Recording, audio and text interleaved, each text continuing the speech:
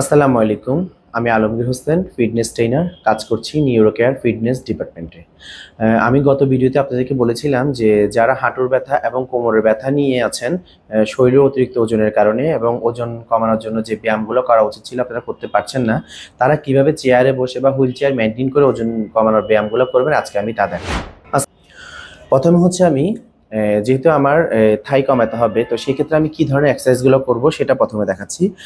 আপনি হুইল চেয়ারে বসা থাকবেন বা চেয়ারে বসা থাকবেন, থেকে সামনে আপনারা আপনার বাসায় যে মানে এই ধরনের যদি কোনো কিছু থাকে, ছোট টেবিল চেয়ার, যে কোনো কিছু, হ্যাঁ, সেক্ষেত্রে আপনি কি করবেন, এই হুইল চেয়ারে এইভাবে বসবেন। যেহেতু আপনার কোমরে ব্যথা, হাঁটুতে ব্যথা, তো আমি আগে ফ্লেক্সিবিলিটি ভাবে বসে নিব। সেক্ষেত্রে হচ্ছে যাদের কোমরে ব্যথা আছে তারা কোমরে সাপোর্ট দেওয়ার জন্য একটা বালিশ ইউজ করতে পারেন। এই যে আমি যেভাবে ইউজ করছি ঠিক একইভাবে রাখবেন বালিশটা, রেখে আপনি এই ঠিক এইভাবে বসবেন। এই যে এখন আমি একটু সাপোর্ট পেয়েছি, ব্যথা পাবো না। এখন আমি হাঁটুর এক্সারসাইজটা শুরু করব থাই কমানোর জন্য। 1 2 3 4, এভাবে 10 বার করে কাউন্ট করবেন, 3 বার।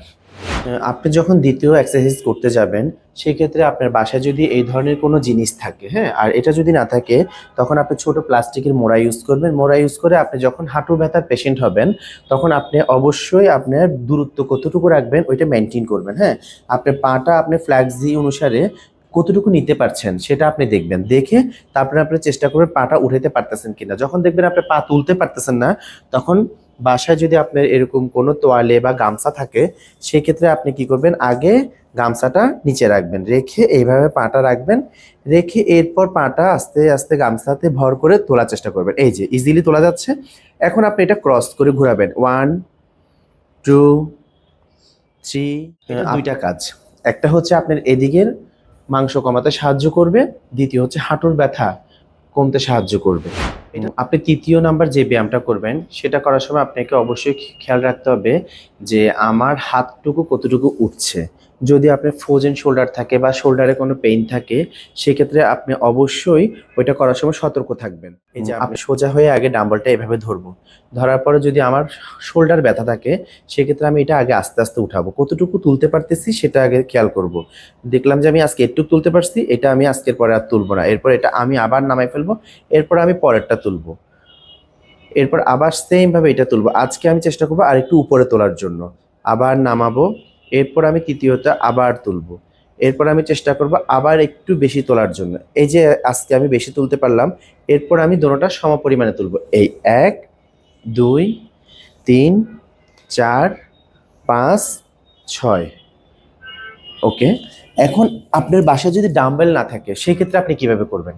সেক্ষেত্রে আপনার অপশন থাকতে পারে, এরকম কোনো পানির জার নিবেন বা বোতল নিবেন, ওইটাতে পানি রাখবো, রাখার পরে আমি এই পানির বোতলটা দিয়ে আমি এইভাবে সেম এইভাবে ধরবো।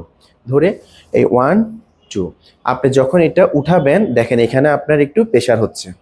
আমাদের এখানে অতিরিক্ত ওজন যখন আসে, এখানে একটা মাংসর দলা বের হয় বা থুপ দেখি আমরা, হ্যাঁ, ওইটা রিমুভ করার জন্য আপনার এই এক্সারসাইজটা বেশি উপকার করবে আপনার হুইল চেয়ারে বসে বা চেয়ারে বসে আপনি যখন করবেন, হ্যাঁ, এইভাবে।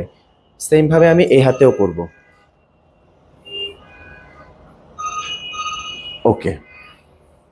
আমার চতুর্থ ব্যায়ামটা ছিল আপনার আপার থেকে যেন আমার মাংসপেশি কমে যায় এবং লোয়ারটা পাতলা হয়ে যায়। সেক্ষেত্রে আপনি প্রথমে 1 2 3, 1 2 3। আমাদের এখনের ব্যায়ামে হচ্ছে যে আপনি হুইল চেয়ারে বসে কিভাবে আপনি এই দুই পাশেরটা কমাবেন। আমাদের চেয়ারে বসে যে 1 ধরে রাখবেন, 1 2 3 4 5 6 7 8 9 10, দেন এটা ছাড়ি দিবেন। আবার 2 1 2 3 4 5 6 7 8 9 10। এতে করে হচ্ছে আপনি এই যে শরীরের এখান থেকে শুরু করে এখান পর্যন্ত আপনার একটু টান টান হবে এবং ব্যথা হবে, শরীর ঘামবে। এতে করে আপনার চর্বিগুলো কমে যাবে। এটা দিয়ে আপনি এই মুভমেন্টগুলো করবেন।